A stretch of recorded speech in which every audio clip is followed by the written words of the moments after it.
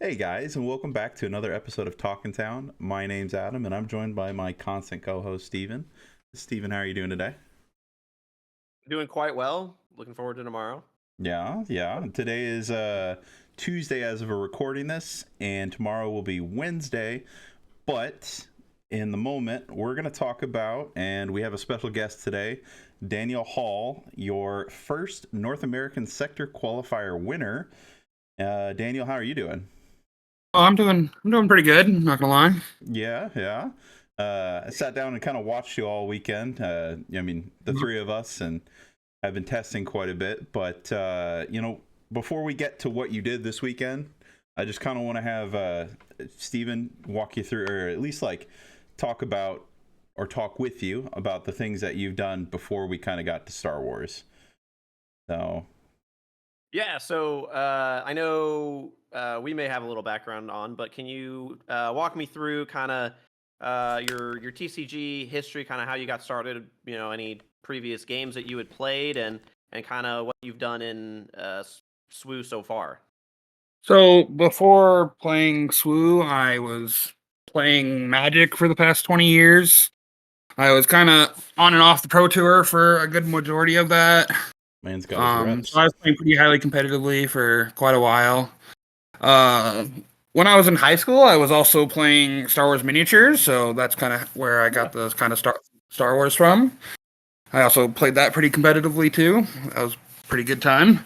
But then they kind of canceled that game pretty early. But yeah, then I kind of focused on Magic for a long time. But near these past few years, I was just kind of getting burned out on it a bit. They had sets coming out every month or so, and I just couldn't hardly keep up. And then I saw this game coming out, and I was at uh, Cafe the first day Spark came out, and I just bought a box of it just to like try it, and I just loved how the initiative and the uh, action system worked, and just kind of been playing it ever since then. I think the action system is the very first thing that also drew me in. Like from a competitive player standpoint, it's so interesting to go back and forth. Yeah, the resourcing system, Hmm. like that's just way better than how Magic does it. I Yeah. think it's one of the main parts of the game, to be honest. Hmm. It can determine whether you win or lose a game just by itself, like what cards Yeah. you resource. Yeah. Yeah, absolutely. So I know you said you kind of got in set release. Kind of can you get let before this sector win? How do you think you've been doing overall? Tell us your uh, accomplishments so far. I think I've been doing pretty well. I won like the first planetary qualifier in Kansas that everyone went to with Boba Fett. That was the Peak, only time I ever played Boba peak Fett. Boba Green. Uh-huh. The Menace. Feel Truly. like I did my part in helping ban And, that card. and that's a running theme we've had for Daniel, you and Steven and a few others are part of our testing group that we've been working on all the way leading up to this tournament. So not Mhm. only are, you the tournament champion, but, our local and friend. So it's awesome that we get the opportunity to do this. Again, thank you for being here for one, but, we'll do a big old deep dive about how your weekend went too. Um, I wanted to at least just touch on we'll just kind of start with like going to Denver and what did you want to prep for with us? Because we know, but I want to know like how did you get to your decisions for the tournament? The deck list. What were you preparing for mostly? What did you believe was the best meta? All those kinds of things. So uh once Milan happened the week before, after that, I was definitely focused on a Django mirror. Once set four came out, I was definitely just decided I was playing Django. Like I knew Mm-hmm. that the year was multiple cards that came out from that set that just kind of made Django like pretty busted. Yeah, over the top. And so I was planning on just playing Django no matter what. What exactly my list was going to be, that was another question. that definitely took some time to figure out. Yeah, I mean, you and I But were once, overviewing the yeah, list. go ahead. You and I were overviewing the list all the way till the night before. It Mm-hmm. was, Yep. just what's the EMP count? What's the, Yep. And once Milan happened, I definitely wanted to try to focus more on the mirror. That's the main match that I cared about. Mhm. But I'm gonna pull up the deck I list real like quick so viewers can see. we But certainly didn't have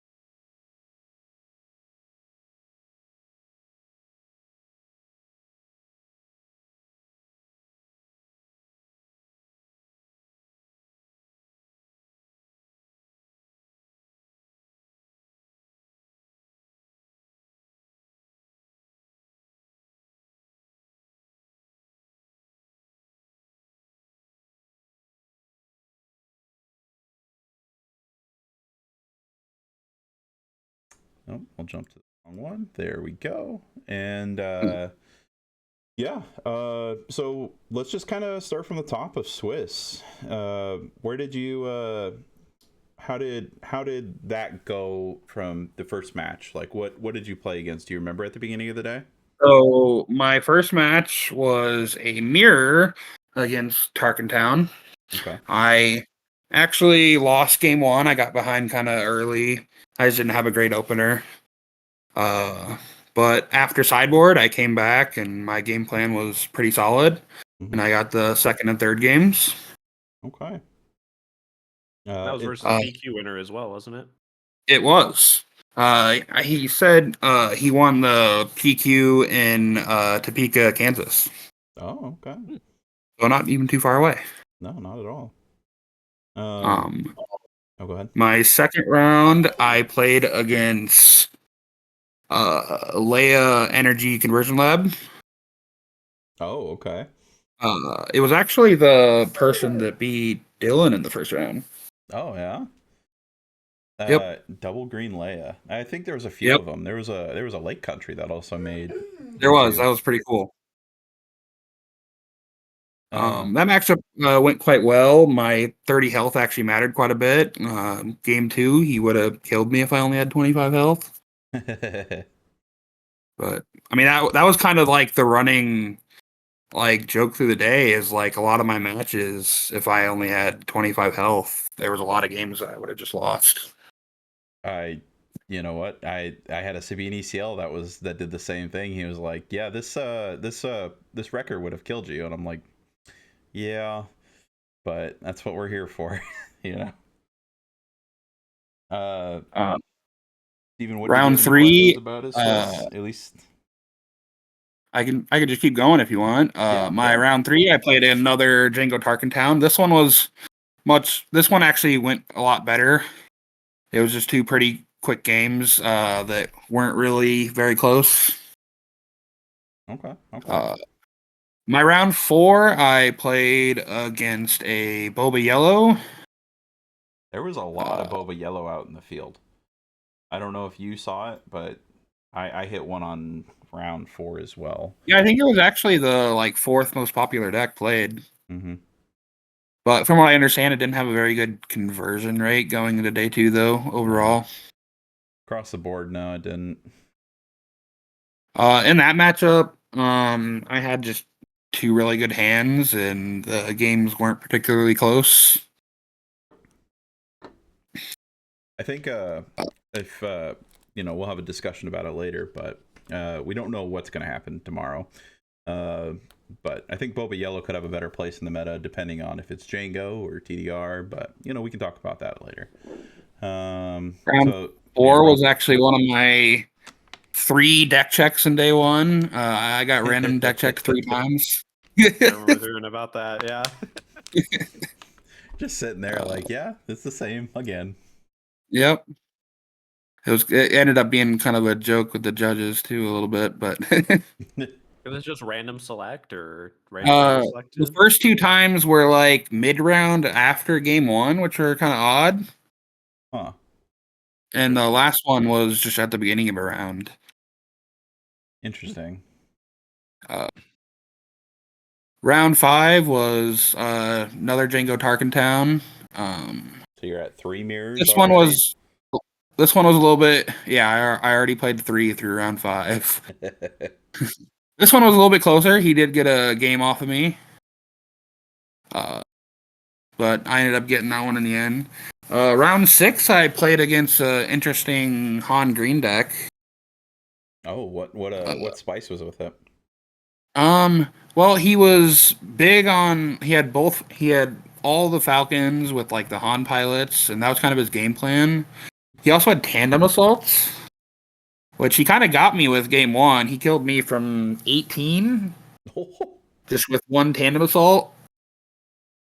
Remind me what Tandem Assault does again? It lets you attack with both a space unit and a ground unit, and one of them gets +2/+0 for the attack. Okay, so alternate Rebel Assault, effectively. Yeah. Okay. Yeah, Yeah, it was pretty cool. he was basically playing Big Falcon though. Yep. Okay. He was playing all 3 Falcons. That's crazy. Wow, that's crazy. Yep. Just space dominate.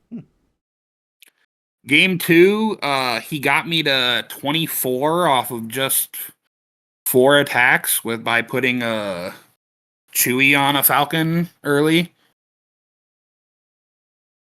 And then I just didn't let him attack the rest of the game. The game went on actually like quite a few more turns, but I just didn't let him attack again. Just doing Django things. Yep, pretty much. Man. And then game 3, I kind of just had kind of control for most of the game. For anybody who wasn't at one of these events,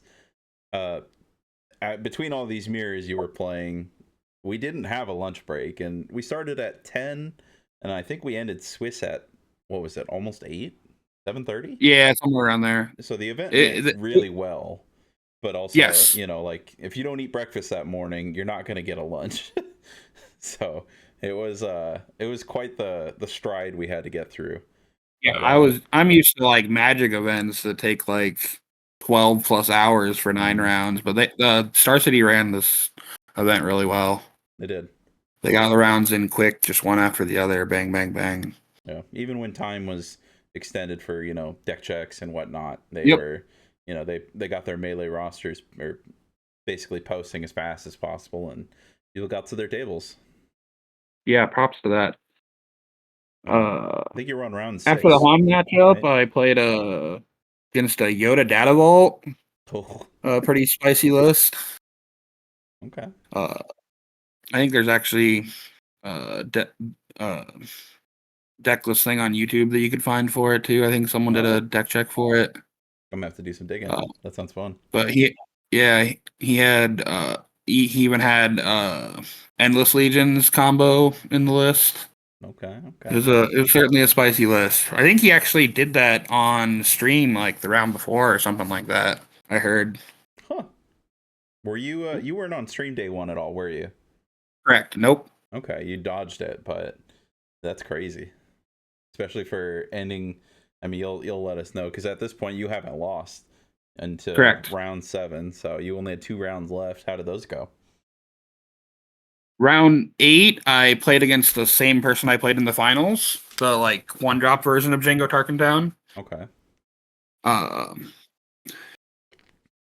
won the games pretty well. I think the games went pretty well for me. Game 1, he actually surprise striked me when I was at 18 with a 4 power unit, and thought he just won the game, putting me to 25. And then he realized that it was the 30 health. It was kind of funny. Oh. That happens. That happens. So you're 8-0. You've already qualified for day 2 at this point. How does last round go? The last round, it was 3 very, very close games. I got game 1, but my opponent snuck out games both 2 and 3. Okay. And what'd you play against? Another Django mirror. So 5 in Was day it 1? Tarkentown? Right? Yes. It also it was Okay. Tarkentown. Okay. Every Django I played against was all Tarkentown. Okay. And at this point, this was my 5th Django matchup. Dang. That's a lot of, that's, I mean, you're 5-0 on the day, then that meant, or 4-0. Yep. Or 4-1. Well, 4-1. Yep. Yeah. 4-1. But yeah, 9 out of 9 matches, I played against 5 Django's. That, when Steven and I were talking about it last week, we, that was a prediction we had, is how many mirrors would I face? And at the end of the day, it was a running joke, but I hit 0 playing Django. And the thing is, it was only 19% of the meta. Yeah, that was also something Steven got much closer than I did. I expected it to be about 25%. So closer to like Milan. This is your free I told you so, Steven. See, and I was making it a joke. It was your round 1 that made it so you didn't play against any Djangos. Because the conversion rate on Django was pretty high. It was. So they were all doing well for the most part. I was one set away from my day 2. I almost pulled the submarine off, going 2-2 all the way to 6-2. and I missed it to one of the Central Spacers guys out of KC, Derek Schwartz, who also made top 8 with you on the day 2. He was the Quinlan Tarkentown player. So nice. yeah, I was happy you two didn't have to face each other, because it would have been hard for or sad for me. But Yep. yeah, so you end day 1 on 8-1. Yep, the overall one. And what going into seed? day 2. You were first seed, right? Yep.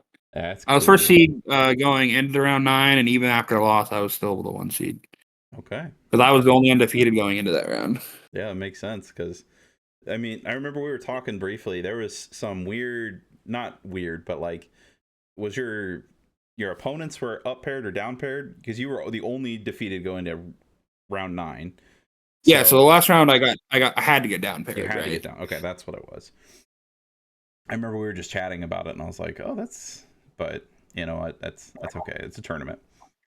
Yeah, and then I just remember the rest of that night, the crew kind of went and we grabbed some food and rested into the next day. But Yep. any special other recaps from day 1 that you were like, this was in any of your matches? To be honest, not really. I just kind of wanted to get home and try to get back to the hotel and get some sleep. To be honest with you, that was my game, and I kind of crashed out pretty quickly once I got to the hotel. Yeah, 9 rounds is quite a bit to play. It was a pretty long day. it was.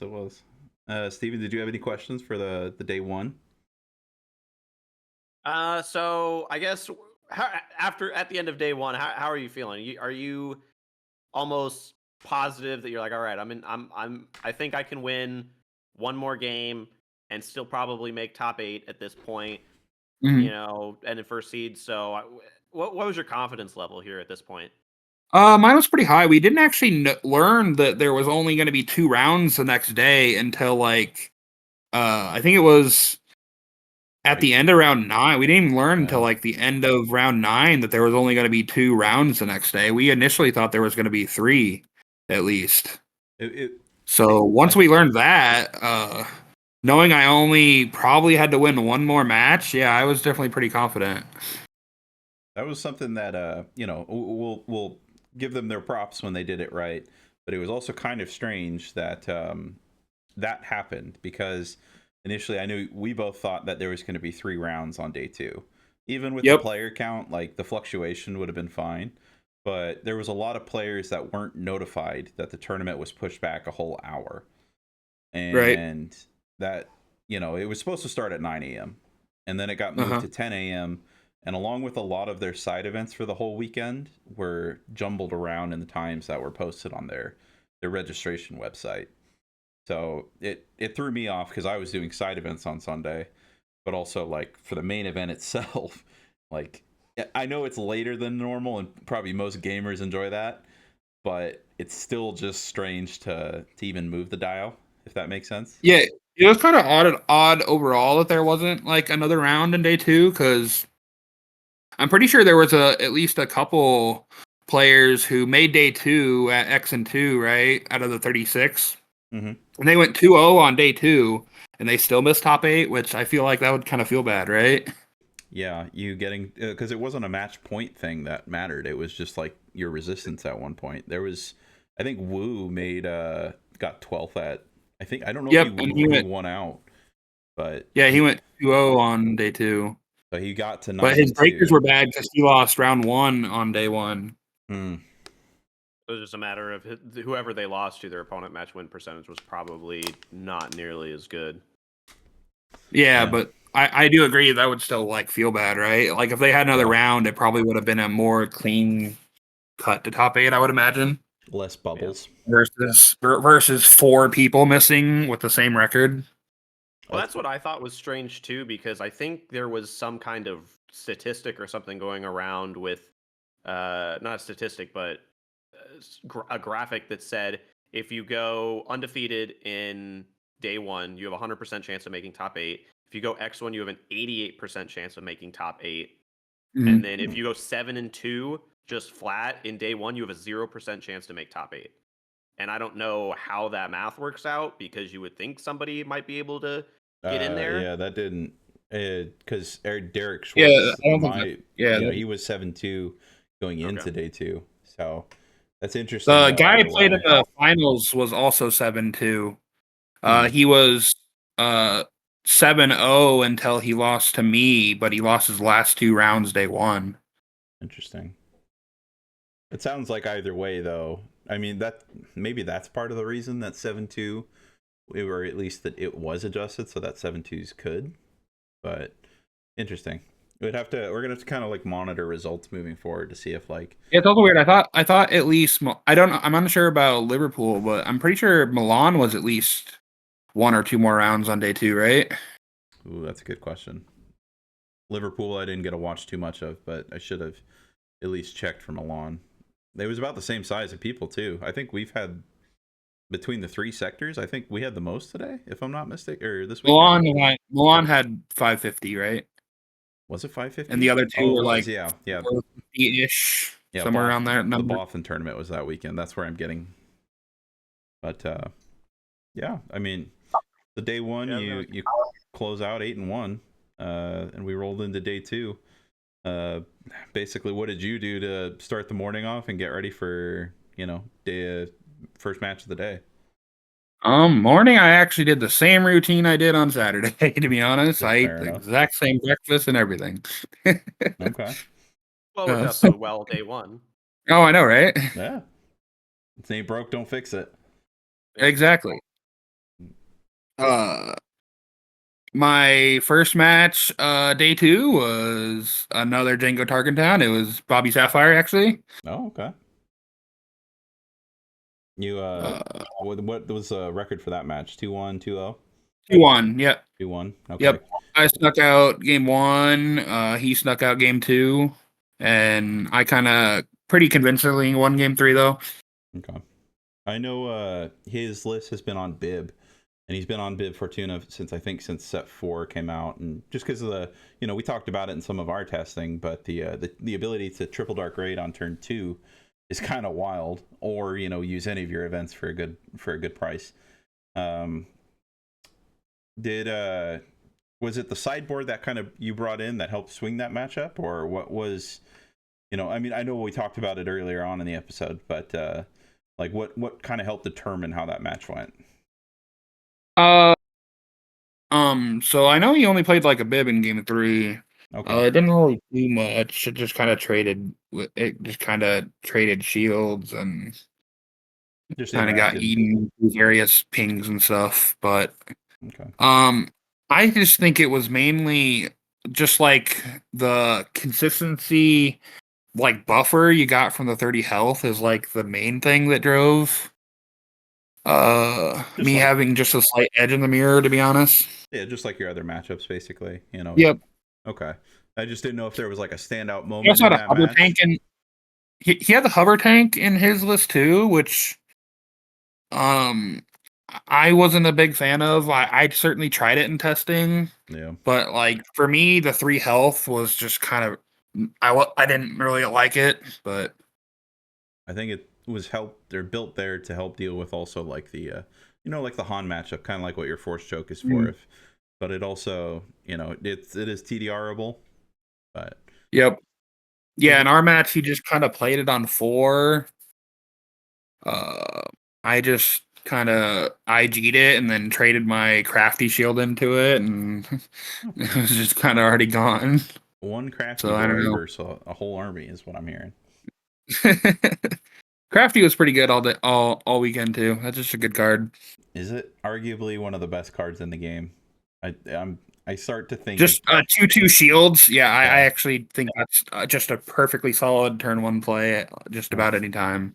Yeah, especially in Django, just because you can There's exhaust with that very shield. few.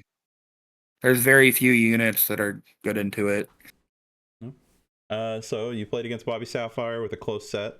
How was game, or that would be round 10 going into round 10? Yep, that was round 10. Round 11. How was round 11?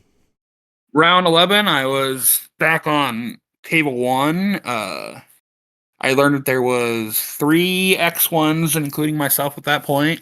Okay. I got paired against one of the other X1s, and then the third person that I already that was my loss in day 1 in round 9. Mm-hmm. He actually got a pair down to an X1-1, so he actually had to play the last round. Yeah. But me and my opponent, we both chose to intentionally draw the last round. I think that's safe. And try to take a break before top 8. Steven, you were going to ask about the showcase, right? I mean, I know we kind of touched on the fact that we learned after the fact that the way that they would do showcase payout or prize Distribution, would be based off of final Swiss standings. Right. So even though you won the event, you did not get the Django showcase. It was I did not, because I was technically second in Swiss standings. That's right. Yeah. So after that final round, you ended second. Yeah, And I just didn't know that's how it worked. okay. I'm still not sure I would have played the last round, even if I did know that. I think you made the better decision just securing your spot, even with like, you know, I think even on a loss you probably made top 8, but like the bye guarantees it basically. I also didn't know if like top 8 was based on seeding for like who started with initiative or what exactly. And I'd rather just have for sure, because I was guaranteed at least second or third seed with the draw, if not potentially first if the pair down lost. Initiative matters so much. Right. I also just wasn't there necessarily to get a showcase anyway. That's not what I was playing for. No. I was, playing to try to win the event. So yeah. Hopefully if I was trying to just get a showcase, I might have, played something like Luke or something, but it was really cool to see them like actually hand out the prizes. There was a whole table with a showcase of every card, except for I think the Luke and the Vader that would have to be, shipped. Unless they were handed out. Yeah, I didn't really get to see that part much. I had to be busy winning. Yeah, he was. Well, during that whole thing, they gave the top 8 extra like prize tickets, and we had to use them immediately because they were going to be closing the prize wall. Oh, okay. That's so we had to go get that whole thing figured out. Window. Yeah. So yeah, basically, just to finish on what I was saying, they had a table laid out with all the showcases for sets 1 through 4. It was really cool to see. I know there was a bunch handed out. I know that Derek got his Quinlan. I know that Stevie Getz from KTOD got the Luke for hitting top 8. I know that unfortunately the seed 1, which is the seed 1 the same guy that you ended up playing in finals? No. Okay. Just wanted to make sure. But someone else got it, and then on top of that, man, there was so many that they handed out. There was a Vader blue that got into top 64. That was really cool. Nice. Yeah. So that was the first Darth Vader handed out in between all of the events over the last couple weeks. It was set 4 Vader, right? No. Oh, it is the set 1 Vader. It was set one Vader blue. So okay. Yeah, it had to be some hard matches just trying to get to the top 64 with that, to be honest. It was a grueling weekend, and running that into Django meta. Because I mean, you're basically just playing like a worse version of Boss, right? Is basically what you're playing. Yeah, he played on hard mode. Kind of. Yeah. But yeah, you locked into top 8 from there, and I think there was 5 Djangos, there was 1 Quinlan, there was 1 Luke Data Vault, and then was it a Han? Yeah, because it was Han Yellow you played. Okay, and there was 2 Django 30s, so there was other folks running it this weekend, which is really cool to see. What did you get paired against in top 8? I got paired against the Luke Data Vault, probably the one I wanted to see the least. Our resident Luke and Ray and Obi-Wan player in this call it was some good practice.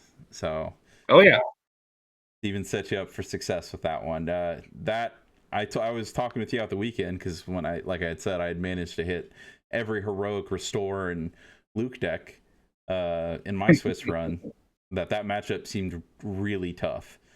So, Yep. any tense moments you had with that one? Oh, I was certainly worried. Like game one, I just got completely rolled. It was not close whatsoever. And I was definitely concerned after game one. What sealed the deal, at least going into at the end of game 3? I think so. Part of it was definitely like with him playing Data Vault, it was definitely inconsistent a little bit.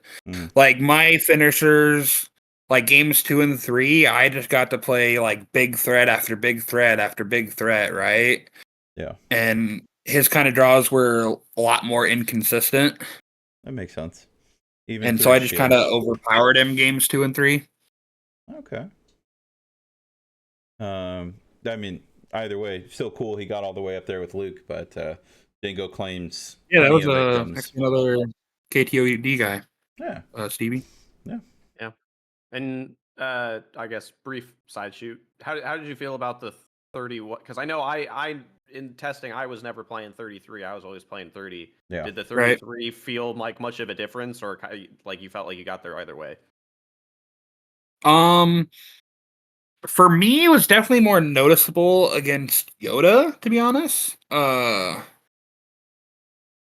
Compared to Luke, but Yoda's so much harder to like bring down. for me, it wasn't like that big of a difference because, like, when I was hitting him, I'd be hitting him with like a Devastator, for example, or a Cad Bane, or a Alp, for example. Like I would be taking big chunks, right? Mm-hmm. So like the few hit points didn't matter like a ton. Okay. But it could matter more in other matchups for them. I'm not really sure. I think anybody who ran that style of deck this weekend did make a good choice. I think I sweated bullets all the way through all of those matches I played, and I mean you saw it in your top 8, but like the shield is something that Django is disgustingly a good card, but the shield is what slows us down faster than anything else in the current meta, I think. Yep. So yeah, those shields from Luke and covering the wing were definitely rather annoying. Yeah, especially on Sentinels. Just like, come on, man. Tried to kill so many Village Protectors and Bright Hopes with shields on them. Yeah. I didn't tell you this yet, Steven, but my first round was the Luke ECL player that I played against. He was a super nice guy. It was awesome to see it, and I was like, all right, I'm prepped a little bit. I know what's going on here. But he hit Alliance Dispatcher, and then he put the shield on it, and then the next turn, for 3 games in a row, went Concord Dawn into shield. But that first turn, I hit it with open fire. So he didn't get the shield on it, but then the immediate following turn, he had a second Concord Dawn. Every time, I was just like, this is something that Steven would do to me in practice. And so not playing Data Vault, he was a little bit more consistent. Yeah. Because like in my top 8, Stevie only had Alliance Dispatcher game 1. Even that game, I had a Daring Raid for it immediately. Yep, and that was something later on when I played against Luke Data Vault in my Swiss. It wasn't Stevie, but I just passed. I was like, all right, if he's got the dispatcher, I'm gonna Daring Raid this thing. I'm not sticking around. I'm not having fun with this thing out on the board. So it was. He had Alliance Dispatcher game 3 too, I think actually, but it's so good. It makes me want to play the deck, but we'll see how the meta shifts as of today or tomorrow. But so you ended the series 2-1 and walked into top 4 against a matchup we did a little bit of practice into. Han Yellow, actually you did that with Steven as well. How did that one go? It definitely went alright. The guy was definitely playing a very different list. He in his main deck he had none of the bigger drops. Like he didn't have any Enfys Nests. His curve was much lower. Okay. Like he was playing both pre-drop Falcons along with like Han and stuff. Interesting. So just trying to set the base race, basically. Yeah, kind of. The most expensive card here was Mandalorian, the new Mandalorian. But yeah, it was a different list compared to like your typical Han Yellow. I bet he used that pretty well to kind of like surprise people through Swiss, though. You know, like, and it's probably easier to just go wide into most Django matchups with that kind of list. But even then, Django's still Django. But, right. Yeah. He was also running a unique thing he was running the Boshik, where he played as an upgrade, discard 2 cards. So it was definitely an interesting tech because he was playing a lot of odd cost stuff. So potentially played into Han and not running out of hand. My game 1 against him, he definitely made a couple like simple mistakes. I think he was just kind of nervous in top 8. Like a lot of people were, I'm sure, because we were playing for some pretty good stakes at that point. Yeah, say the least. After game 1, we actually got moved over to the other table to like stream game 2. I think is when I started being on stream. That game was much closer. That game was actually a pretty exciting game.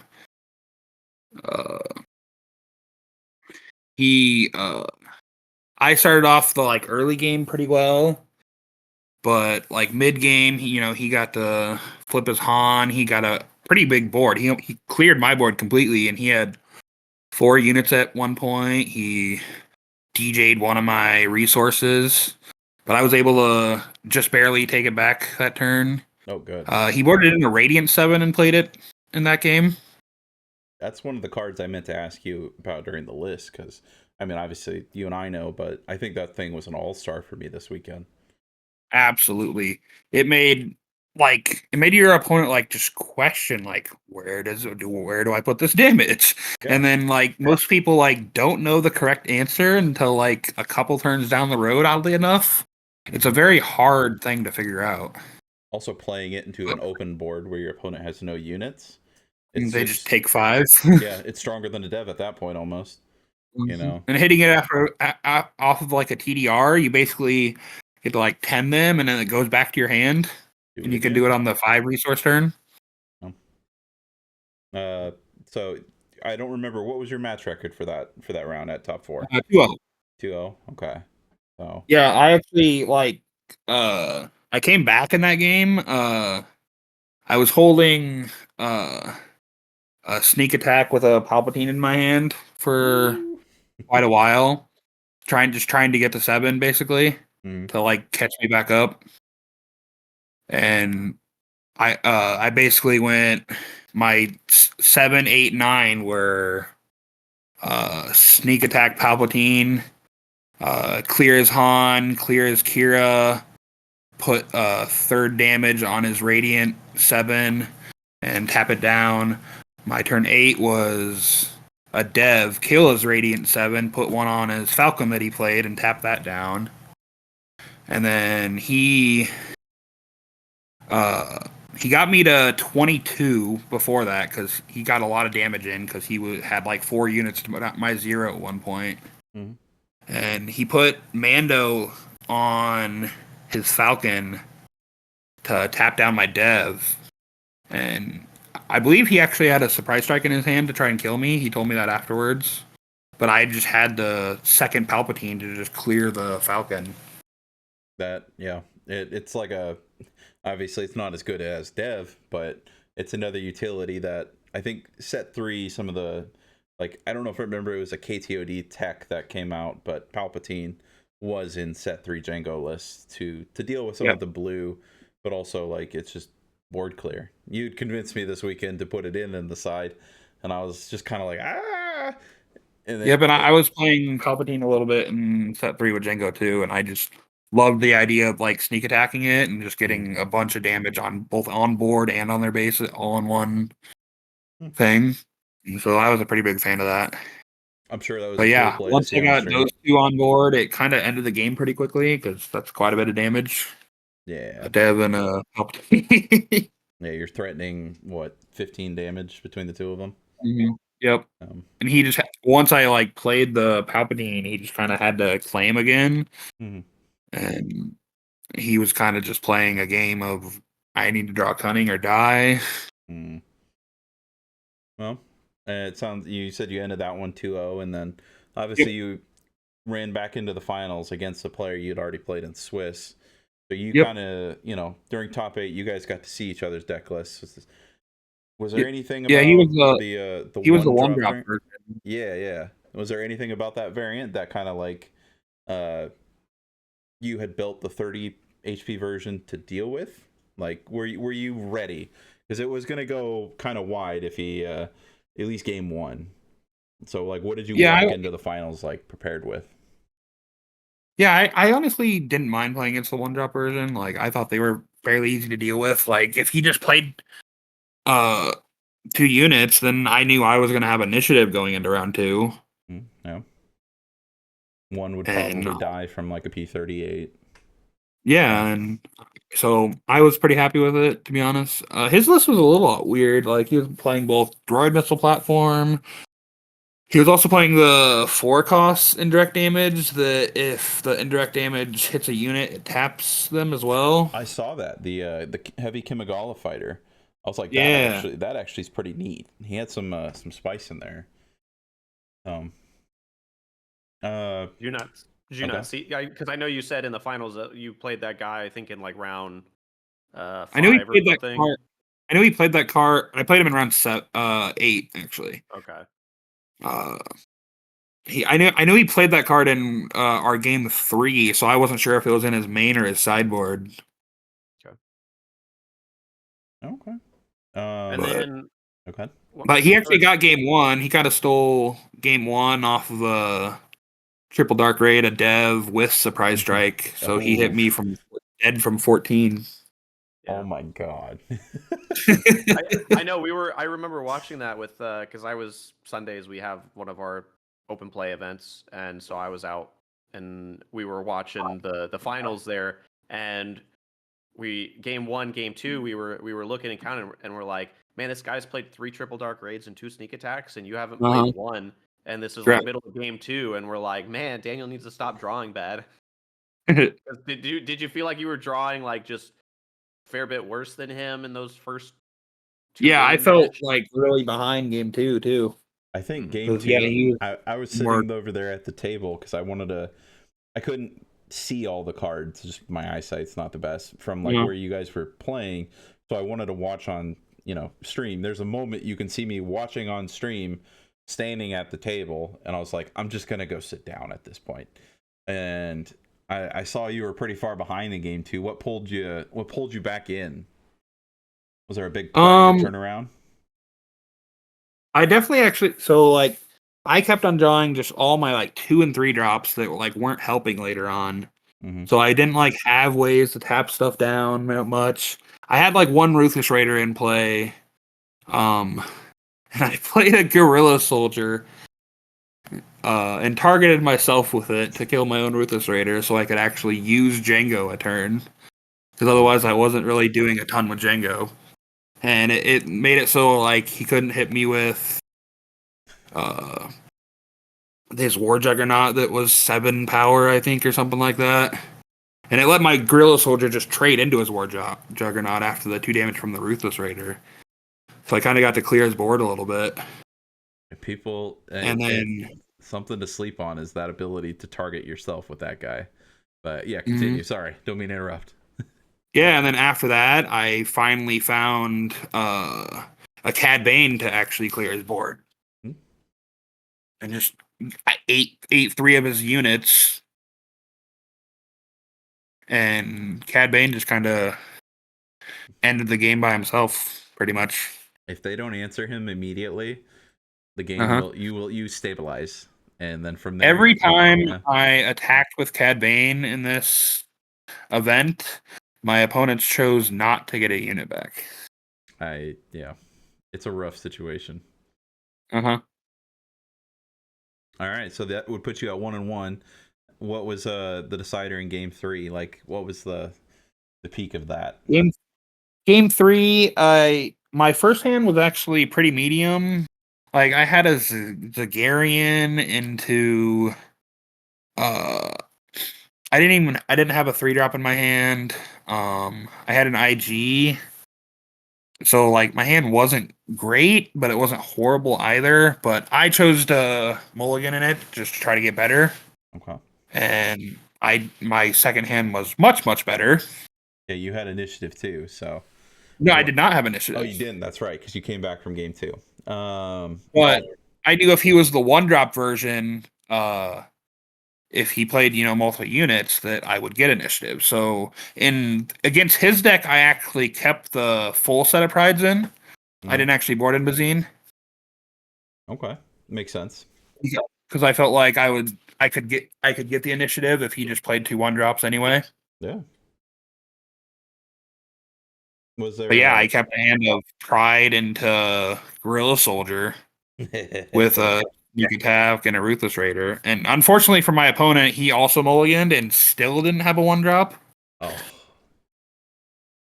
So the So, match. Not saying the match he has like is 15 1-drops in his deck and still couldn't find one. Wow. It's pretty rough for him game 3. But I wonder if he cited any of them out frequently throughout the day. I don't know. It's possible. Because I don't think they're very good in the mirror. No, they pop like little balloons, but the damage they can get out sometimes is pretty spooky. But yeah. Okay, so yeah, then you basically at that point, you have a great opening. You're feeling pretty comfortable probably going into this. Obviously, you'd already played him in Swiss, but he seems like obviously a good opponent to have gotten that far. So kudos to him as well. Yep. Agreed. I I think he's actually a store owner somewhere. Oh, awesome. Yeah. Talking to him. I mean, I know you guys got pictures done, and at this point, you are declared the first North American Sector Qualifier winner. Do you want to tell us about kind of the things you'd won and kind of like what they told you were coming up for you? So I ended up getting a total of 5 of the Kylo promos. One for making day 2, one with a top 8 thing on it, one with a top 4, one for a finalist, and one for a champion as well. Okay. I got a champion medal. I'll get a playmat in the mail at some point that says champion on it. Yeah, there was a whole bunch of stuff with that, but I already had a day 2 buy for Vegas, but I would have gotten that from top 8. But so you won. I do get my EQ, right? Yep. Okay. But I do get my flight and hotel fully paid for the Galactic Championship. That's crazy. So yeah, that's pretty nice. That's I think you mentioned earlier. That's the main thing everyone wanted, right? Yeah. That's definitely what I was there for. Clean at least $1,000 right there, or so. Yeah. That's a free. I already know Vegas was going to be expensive, and that definitely makes it a little bit easier. Yeah. Hell yeah. I mean, you took it down. You're the first one to show at least like what Django 30 is on North America. I think you made the right call, or obviously. I think you would have been fine playing a 25 HP Django. Just you're just a good competitor no matter what. Mm-hmm. But the call definitely helped. Yeah, I definitely want to give a shout out to our testing team here in Omaha that helped with testing for stuff. Yeah. Steven, Landon, John, you, Adam as well. So those are the main people that I ended up getting to play against. I'd say we've been at it for like the last month now. Oh yeah. It's been a lot of work, but very fruitful. I know I missed day 2, but I'm so proud of myself for the 6-3, and I know everybody in Omaha did very well. It it was just a good weekend overall for us as a group, and just for yourself, you should be proud of this. It's 400 and I want to say 440 players is that's a good sized tournament, to take down. Yeah, and Steven's Luke practice came in, yeah.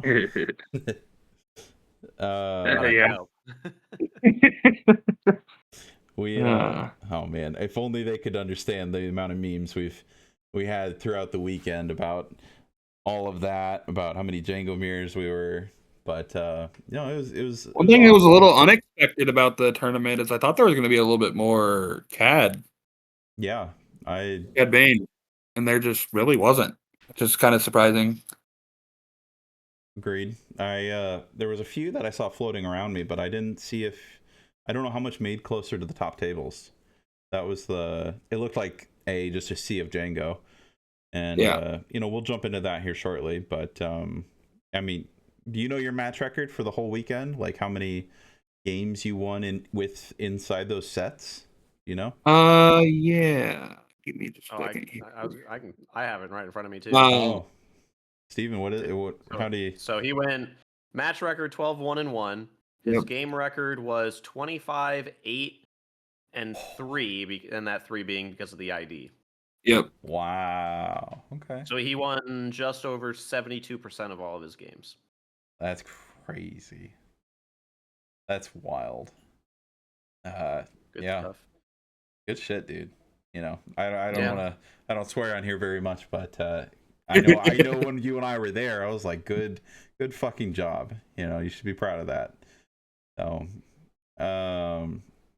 One question that I had is, was there anything in the list that you thought was, say moving forward, you're like, okay, well, I got to prep for an event maybe this upcoming weekend. I know Mhm. we've got meta shifts that we want to see happen, but like what in the list either overperformed you felt or maybe underperformed, and you might want to rethink kind of the list on. I don't know. I honestly just am unsure on like the force chokes mainly, but that's also partially because I didn't really play much on or any of the other. Like I only played it twice. Like my matchup was kind of awkward just because I played so many mirrors, Mm-hmm. so it was kind of hard to like fully. Uh, Like retain its value, basically, or yeah. So, no. but that's definitely the card I had the most question marks on. Okay. I definitely I boarded out in the mirror because obviously I don't want them like drawing a card. Yeah. It wasn't really about that as much. No. I But think the you and open I. fires were so good though in that situation. Yeah, I don't think there was a set that I took open fires out all weekend. Same. It it could kill any one of their turn one plays, other than a Han pulling out a 3/5. Concords died to it. I had to do that all the time. It's just a good utility to have, even if it didn't. Some of my kill me mirrors in it. actually went. Some of my mirrors actually went like when we both like flipped our Djangos. There was times where I would just like attack into their Django with mine and then just open fire it and just try to get ahead on Django. Makes sense. Yeah, I was thinking like in that mirror. I mean, it's a very easy way to get rid of Django because almost anything that you would hit on the Yep. ground with it's going to do it either 2 or 3 damage. And if in the instance where it does 2 damage, you have a lot of pingers, so you Yep. have an effective way of clearing it more so than a lot of other people. Right. And then, as you said, it's effectively a Tarkin town, but yours can hit leaders. Yeah. Yep. Throughout the entirety of the weekend, you played a lot of mirrors. You thought taking this deck into the tournament was obviously the best choice, and probably one of the I wouldn't say the only choice, but like by far none. You're most both experienced and comfortable, but like it just on paper seemed to be like not a no-brainer, but no-brainer. We, as of recording this and into the following, because this will be posted about 11 a.m. tomorrow. What do you think is going to happen with now the results that you've put out there for FFG to hopefully analyze and take back? Do you think Django? Do you think TDR? Do you think people are saying War Juggernaut? What's your thoughts? So I know some people are saying like PDR, but I'm actually not sure that's actually enough. Mm-hmm. I think that they should probably just ban Django, to be honest. But they could also just do both as well. Like both, I think both like separately, Django and TDR can also just be problematic down the road even more. Because like more sets they're gonna print. They're probably gonna anything that pings is gonna be good with Django, right? Yeah. And then any vehicle is potentially just very good with TDR as well. Mm-hmm. So I think like both cards potentially are just both going to be problematic down the road if they don't do something about them now. I agree with that. I mean, even if they ban Django tomorrow, you getting TDR'd into a dev is going to be a feel bad experience no matter the leader. No matter what. Um, But and like if they just do TDR, like Django can still has the power of, tap your entire team. Yeah. He just doesn't have the as quick like game closing speed that TDR presents, right? Yeah. But he still does some fairly busted stuff just by himself, right? A war juggernaut without TDR is still something that'll tap an entire board. It'll present a unit that is, it could go all the way up to 12 somehow where I was hitting at this weekend. But it that's just Django's power without TDR in play. Yeah, and other people were also saying War Juggernaut itself, right? Mm-hmm. And I don't know if that's quite the answer either, because I think like all three of those, right? I don't think one just solves the problem, right? Yeah. I think if there was one to solve the problem first, it could be TDR. I'm not opposed to it, but I think Django also needs to maybe be put on Frozen and Carbonite for a little while. But we'll Let some other cunning leaders maybe be played a little bit. Yeah. The health of the card pool would benefit for both. Yeah, I'm just curious because I think I'm at the position of I think TDR is the most effective way of balancing things and not have the potential for another, cunning leader or something to just, like Boba, for example, makes it so that Boba isn't, a similar problem that because of all the indirect damage, it gets potentially better because you're not having to deal with, if you just ban Django, you don't have this leader that can just tap your stuff down. Right. It might be the fastest deck now. And so I'm wondering with TDR and say you leave Django, is the fact that you now ban a card that is effectively almost kind of like a +1, right? Because you play the card, you're kind of getting free damage along with some other benefit.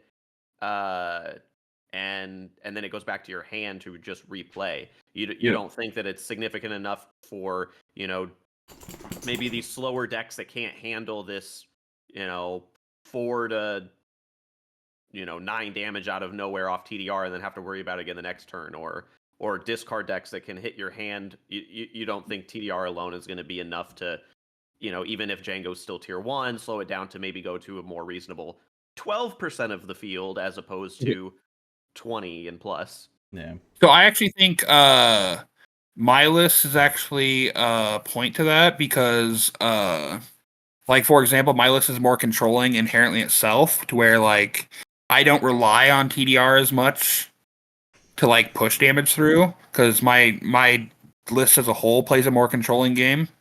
If that makes sense. Yeah. You're just bulkier. Like it doesn't need to happen, and Django's ability is strong enough to get you over that hump. Like that's just what I think the list would look like without TDR anyway, is just a more bulkier version of it. Yeah. We might be you might be looking at what normal lists look like with your list currently. Like without the TDR. Yeah, assuming tomorrow TDR is banned, honestly, your list would be the primary decision in my opinion. Like the other awkward thing about just banning TDR is like if you look at other decks that play TDR, it's not like broken in the sense like if you look at like P at yellow, like it's just a good card that helps that deck, or like the Tarkin Space deck, for example. Like those decks just wouldn't even be a thing, but I don't know. There he goes. I was wondering. Boba Yellow is also one that I would also be concerned about all that, but yeah, that's also the question. Like, is this shell just going to be like a Boba Yellow shell if this stuff does get banned, or I don't know if they just do Django or what exactly. Mm-hmm. But I know some people were also talking about maybe doing something with like Han DJ or something like that. I don't think they will do anything with the Han stuff, but I could definitely see merit behind. I know some of the Europeans were saying make like a rule change with the inherent rules of the game to where you can only destroy a resource you own and control, and not even put it on like Han itself. Like do it errata in quotations, but like put it in the game rules.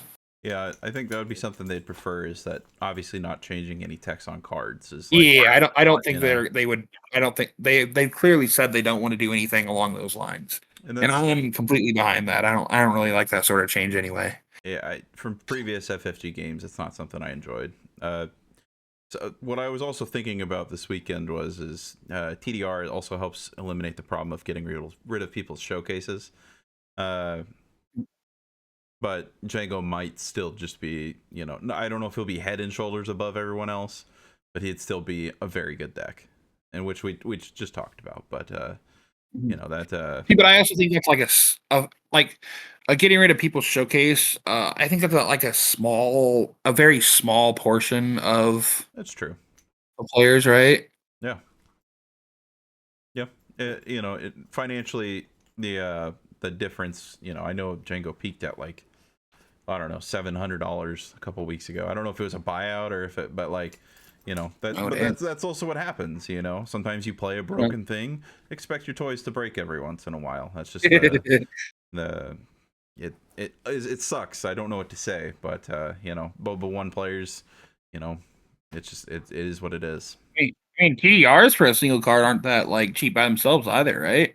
No, it's last $20. time I was aware, they were like $20-ish. It might be a little bit less. Yeah, I saw people offloading sets of them this weekend though. So maybe you did your part, Smart. like you had talked about. Steven, did you have any closeout questions? We'll kind of get to wrapping this up here shortly. Well, I guess really the only other thing that I have is, for Daniel and the rest of the group, what are your plans for the rest of the set, the competitive season? You got plans for PQs? I know we got another sector and regional here later. Meta TBD, but what are your comp plans for the rest of the set? My next goal is, at least that I have like on the calendar for sure, is the regional in Minneapolis. Well, What I'm gonna do there, I'm unsure. Well, there will only be at least 2 North American Sector Qualifier winners there, so it'll be you should get a red carpet, in my opinion. FFG owes you, especially since they couldn't get your prizes to you this weekend. Yeah, Right. let us be part of your entourage. Yeah, That's please. fun. Yeah, I don't know for sure if I'm gonna just try to for sure like win it, or if I just want to like try to get a Luke or Raider myself or something like that. I'm unsure, Ooh. but I'm sure I'll figure something out. Daniel hunting sounds like the actually scarier than playing against him in a normal Premier tournament. I'm gonna be honest. Yeah, I mean, Daniel, I know you haven't listened or watched too much of the episodes before this, but we've talked you up quite a bit. You are Steven's living nightmare, and you are my store showdown. I feel like store showdown. I know locally, I'm everyone's yeah, right? yeah. You I mean, Well, hopefully I make you guys better too in doing so. Yeah, and I think that's just as the testing group, and I know more of the Omaha folks are going to get to go up to the regional than went to Denver, so that's super exciting. I'm going to help try and get everyone prepped up with whatever meta comes out as we find out, and what will be a few hours from the release of this video. Yeah, we got what, like 6 weeks before then or something. I don't even know what PQs are in between then. There's one in like Ankeny, like May, the first weekend of May or something. We got one in KC in the first weekend of May, and then 2 in the first weekend of June will be in Ankeny, Iowa. So, if anybody even one of our other guys need to win those PQs, right? Yeah. You two got it. I'll see what I can. Omaha has to maintain control of Kansas City. Yeah, for sure.